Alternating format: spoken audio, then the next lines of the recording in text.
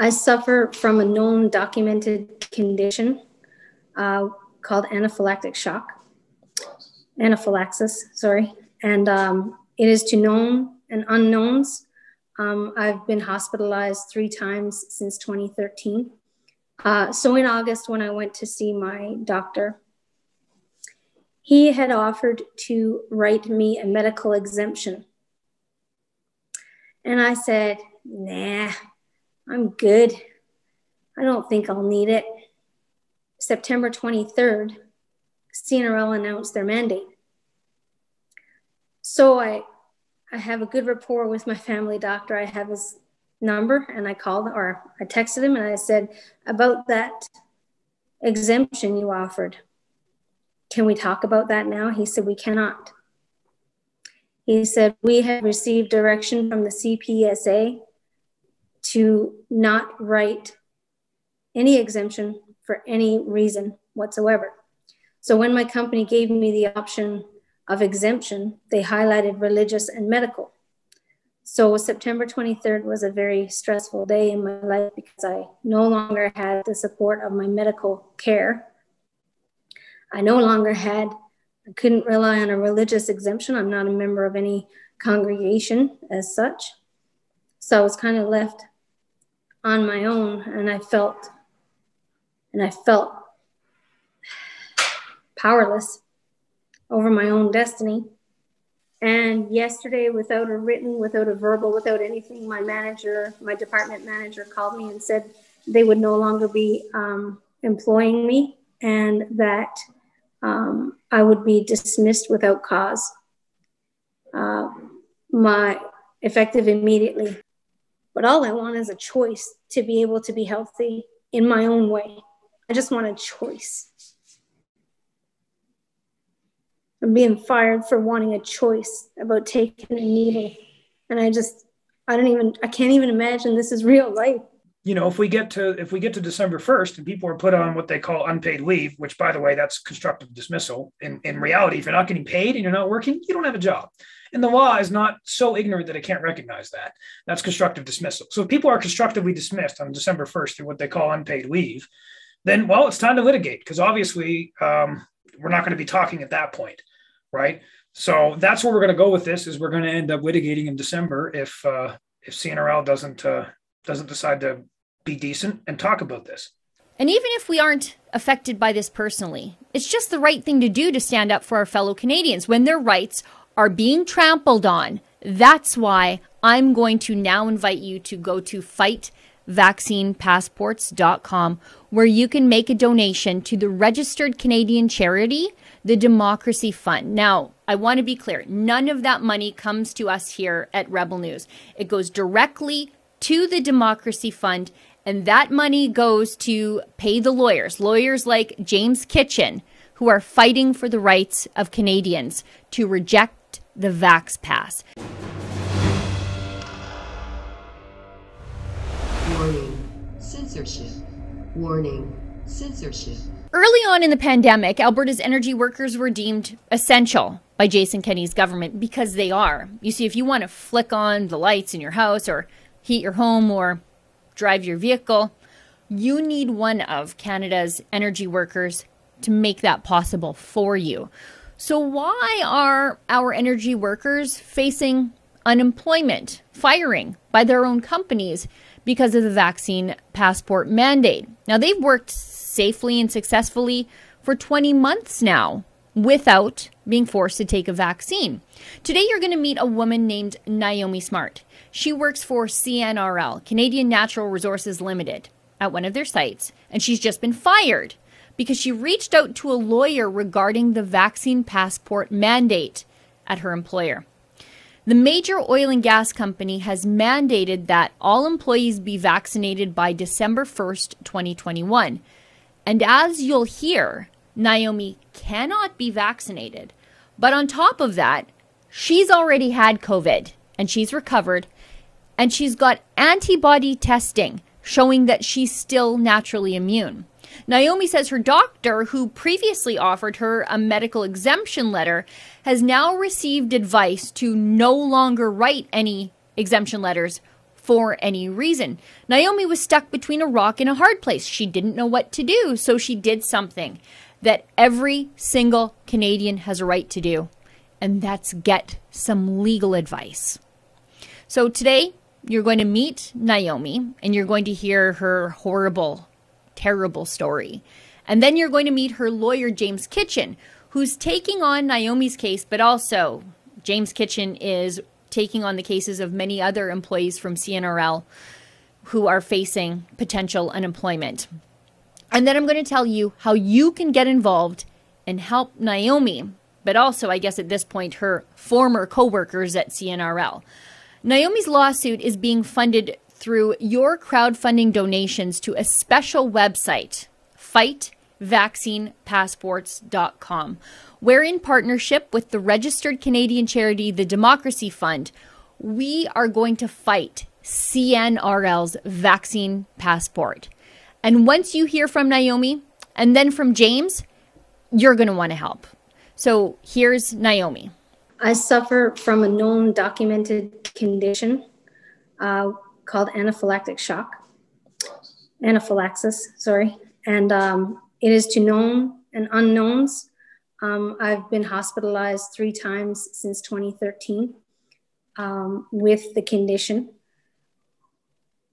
And like, I have an EpiPen tattoo that I carry with me every day for the last 7 years. And I went to see my family doctor, who I've spoken at length with all year, because I'd recovered from COVID in April 2020. And I'd been in touch with my doctor for about a year, up to and including August, when I went in to see him and we started talking about, things that are happening, things that we might see happen. And he said, we've talked about this before, and we know we don't recommend for someone like you to go forward at this time, and probably not, we don't know what's going to happen for someone like you who has a reaction like this. So we agreed that I was going to wait, and I was, I'm not really pro injection on this item. I'm up to date on all my other vaccines in life. I'll just say that I'm not anti-vax at all. So in August, when I went to see my doctor, he had offered to write me a medical exemption. And I said, nah, I'm good. I don't think I'll need it. And at that time, I think CNRL was offering pre-flight boarding rapid tests to its fly-in, fly-out travelers, coupled with a health questionnaire before they let you board the plane every week. So that was in mid-August when I saw him. And then September 23rd, CNRL announced their mandate. So I have a good rapport with my family doctor. I have his number, and I texted him and I said, about that exemption you offered, can we talk about that now? He said, we cannot. He said, we have received direction from the CPSA to not write any exemption for any reason whatsoever. So when my company gave me the option of exemption, they highlighted religious and medical. So September 23rd was a very stressful day in my life because I no longer had the support of my medical care. I couldn't rely on a religious exemption. I'm not a member of any congregation as such. So I was kind of left on my own, and I felt powerless over my own destiny. And it was no secret that I was not into the, like, I still maintain I had my antibody test done in August. I'm still showing antibodies from 20 months later. Like, I'm good. And I'm going for another antigen test today on my own dime. Mm-hmm. And so when the mandate came down, I was, I don't know, I just went into survival mode because I felt like I was out of options and I was alone, and I was gonna have to submit a medical exemption in my own words with what? A text saying I can't write you one? Thanks. Yeah. So real quick, I'm not even sure how it happened, but I got added to this Telegram group from CNRL. I don't even know who added me. I'm not sure. Those couple days were a blur. And I ended up getting connected with some like-minded folks at CNRL.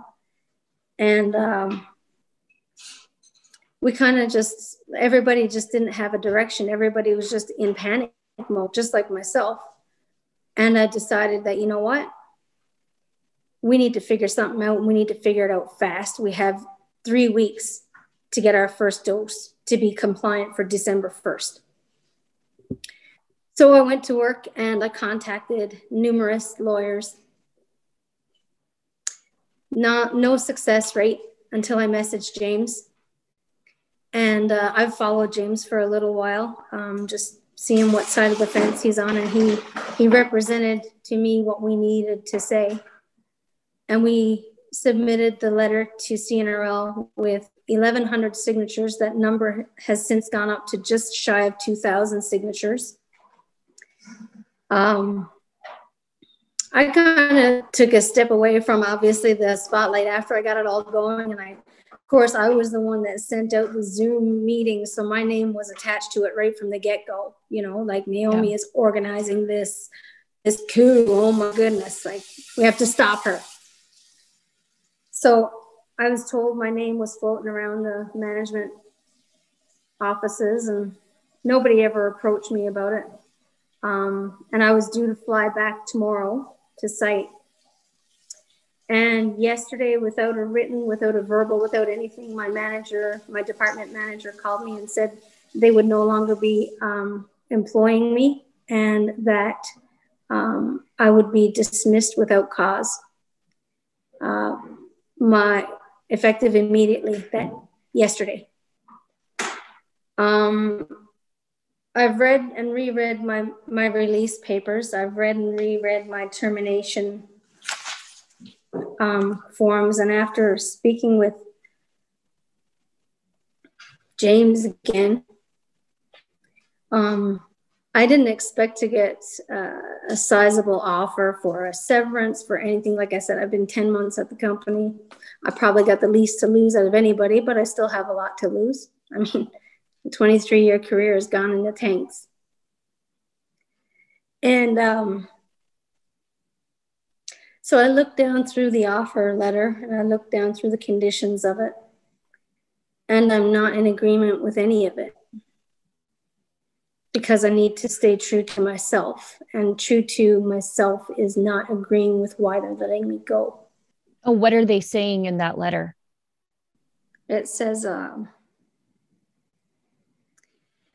we remind you of your obligations under the company's code of integrity, business ethics, and conduct. In particular, you are not to divulge to any person whatsoever, or use for the benefit of anyone other than the company, any secrets of the company or any confidential information or data concerning the business of the company or any of its transactions or affairs which may have come to your knowledge during the course of your service with the company. So they say you can't divulge private company information, which I don't believe that you have, but the company wants your private medical information. Correct. And this is the release letter that they're asking me to sign. In this one, it asks for 8 points for me to agree to sign off on this. I don't agree with any of the 8 points, obviously, and one in particular is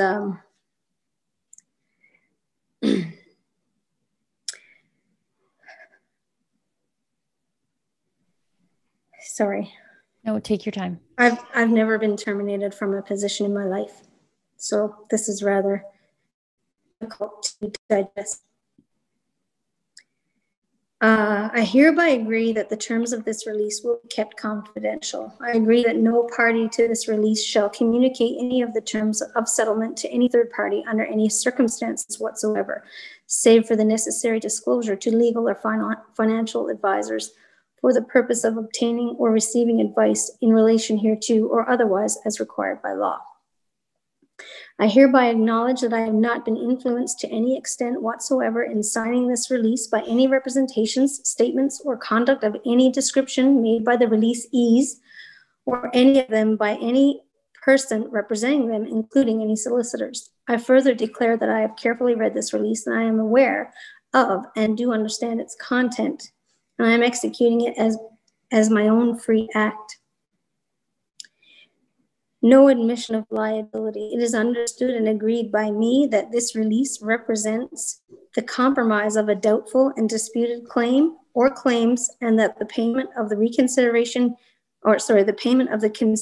herein is not to be construed as any admission of liability to me on the part of the releasees or any of them, and that indeed such liability is expressly denied. So they want you to sign away all of your rights. Yes. You're doing this under duress because they just terminated you without cause. And so they want to give you some money to shut up and go away. And then they want you to sign away that none of this was done under duress. They wanted you to get vaccinated under duress, obviously. Yes. You refused. So now they want you to sign away your rights. I didn't refuse. You can't. Up until now, I haven't disclosed to the company my vaccination status, so they just automatically write us down as not vaccinated, right? What does losing your job mean to you? I mean, I'm sure you have bills to pay.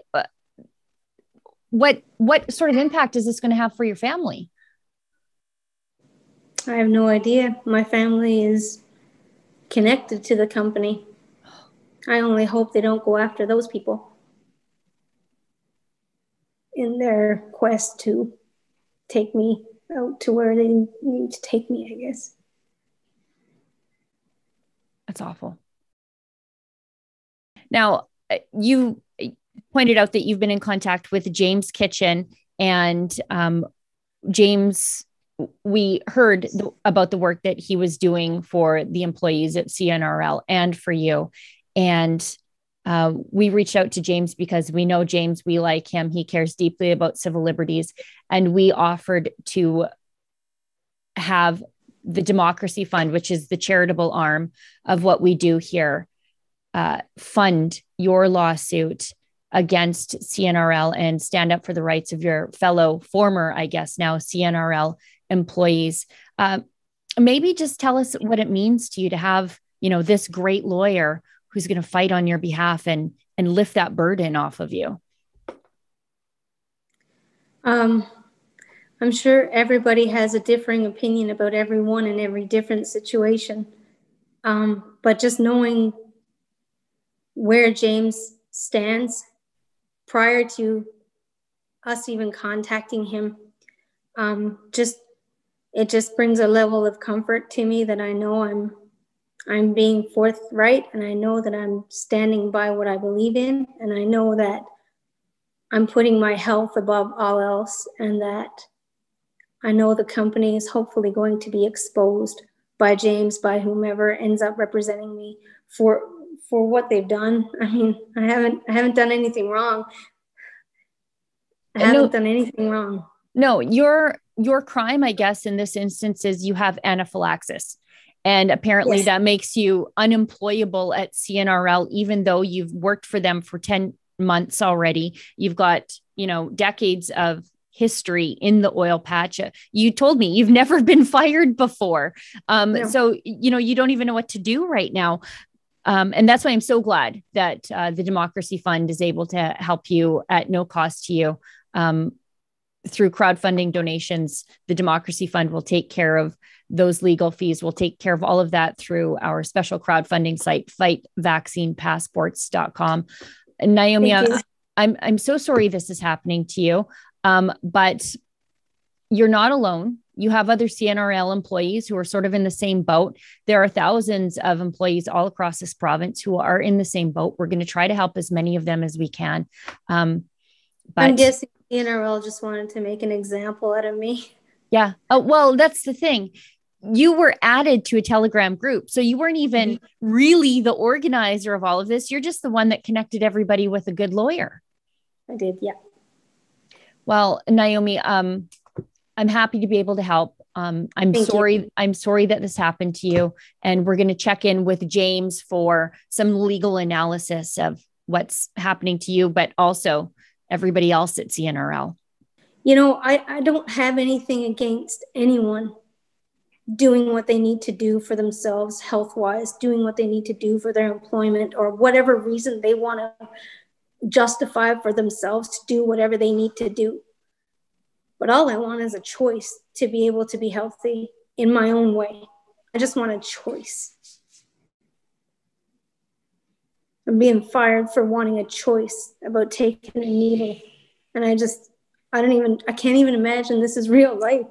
I should note, although we didn't touch on it in our interview, that Naomi is a mom who's doing it all without a dad in the picture. And she tells me that one of her biggest fears would be to take this needle, have a reaction, and then leave her son without her for the rest of his life. It's monstrous what's happening to her now. So I guess the next step is to hear from James Kitchen, Naomi's lawyer. Take a listen. So the idea here is a civil lawsuit alleging wrongful dismissal, assuming CNRL follows through with their threats to terminate all those who don't comply with their mandatory vaccination policy by December 1st. That's what they've said. Then obviously all these terminations are going to be unlawful insofar as they're based on making vaccination a continued term of employment, right? Well, that's a breach of the employment contract saying you have to do this thing now in order to keep our job. And if that thing is unnecessary and unsafe, even a little bit, how is that lawful to say that this is now a continued term of employment such that if you don't do it, we're going to fire you and you're not going to be compensated for it? That's not lawful, at least in a sane world, right? And in front of a court actually following the law and following the evidence where it leads, that's not lawful. And that's what this case is ultimately about, is saying we need the court to come in and say that that's not lawful. And these people need fair compensation for how they've been treated unlawfully by their employer. So what steps have already sort of taken place? And I guess after that, what are the following steps? How do we get to where we need to be on this case? So a large number of employees approached me earlier in October and said, this is what's coming down the pipe for CNRL. There's a lot of us. We know this is wrong. We don't want to do this. We know we shouldn't have to. And but it's not December 1st yet. So what can we do? And I said, well, look, let's send a letter. Let's open up the dialogue. See if CNRL actually wants to be decent and talk about this. Right? You're gonna through me communicate that you're serious about this, that you're not going to succumb to the coercion, and that instead of having a great big fight, let's talk about this like adults. Right? If this truly is about health and safety, which of course it's not, we all know that. But if it really was, let's give the other side the benefit of the doubt. Let's give them the opportunity to actually say it is about that, and let's talk about how we can actually achieve health and safety without imposing this potentially unsafe, or in at least some cases, unsafe thing on employees, right? Is there another way that we can actually deal with COVID in the work site? Well, there is, obviously, right? Do we have to deal with it? Yeah, we need to deal with it. But let's deal with it without the coercion, without the mandating the vaccines, okay? And I said, look, obviously, I don't expect CNRL to respond. These days, most people aren't acting like decent human beings. They've lost their humanity. They don't care about the law because they don't feel like they're going to be held accountable by the law, because so far the courts have failed to do their job to hold people accountable under the law. So they're probably not going to respond. But let's give them the opportunity, because it's only October. It's not December 1st yet. So I said, let's write a letter, and you have a copy of that. And that's why I did that. We wrote the letter to see what CNRL would do. Sure enough, they haven't responded, right? There's no response in my inbox. There's no attempt to talk about this. It's simply, well, presumably they're just thinking, well, to hell with that. We're just going to, keep on with the coercion game, and we'll see where that gets us. And so, if we get to December 1st and people are put on what they call unpaid leave, which, by the way, that's constructive dismissal. In reality, if you're not getting paid and you're not working, you don't have a job. And the law is not so ignorant that it can't recognize that. That's constructive dismissal. So if people are constructively dismissed on December 1st through what they call unpaid leave, then, well, it's time to litigate, because obviously we're not going to be talking at that point, right? So that's where we're going to go with this. Is we're going to end up litigating in December if CNRL doesn't decide to be decent and talk about this. Yeah, I think we are going to have to rumble with these folks. And the reason I think that is the treatment of Naomi. She's already been terminated. And I think that sort of tips the company's hand of where they're willing to go with this.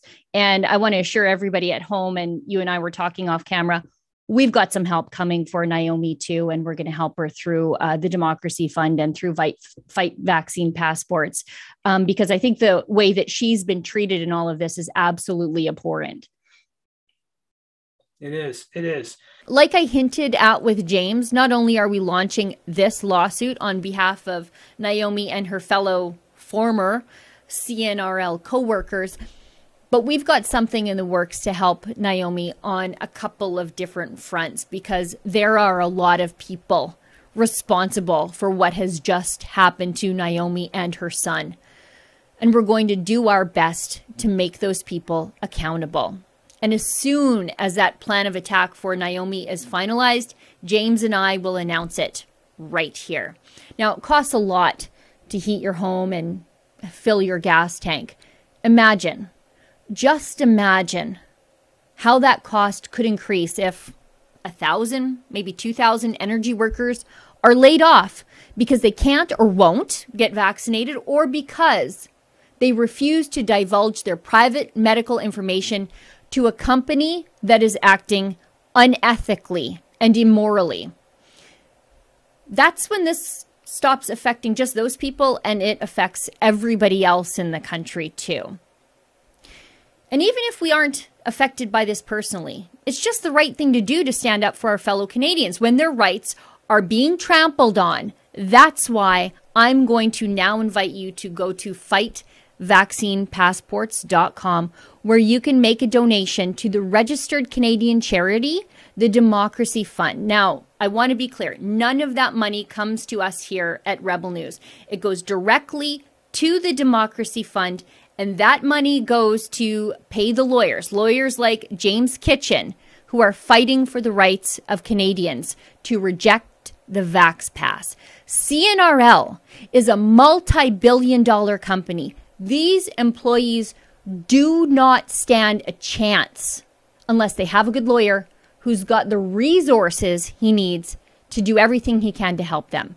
That's what the Democracy Fund does, and that's what your donations to the Democracy Fund will do.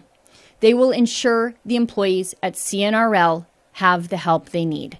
So please visit fightvaccinepassports.com. Energy workers have been through about 7 years of hell, through oil price fluctuations and bad government policies. And some of the employees that have come out the other side are about to lose their jobs because they resist corporate medical coercion. Now, thank you in advance to everybody who has donated to the Democracy Fund and Fight Vaccine Passports, and who are donating now. We couldn't do this without you. For Rebel News, I'm Sheila Gunn Reid. Please donate today at fightvaccinepassports.com, and all donations there now qualify for a charitable tax receipt through the registered Canadian charity, the Democracy Fund. Again, that special website to donate is fightvaccinepassports.com.